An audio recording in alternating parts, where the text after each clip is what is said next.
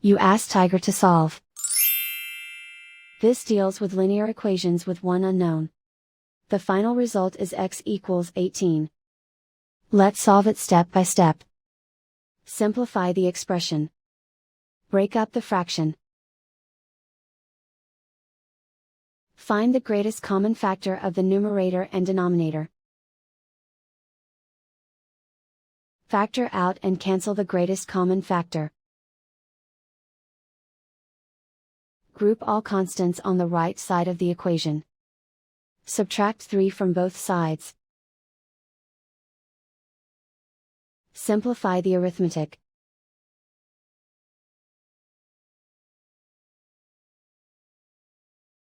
Isolate the x. Multiply both sides by 2. Group like terms.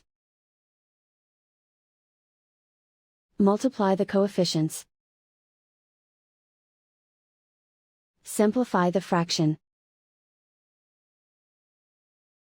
Simplify the arithmetic. And so the final result is x equals 18.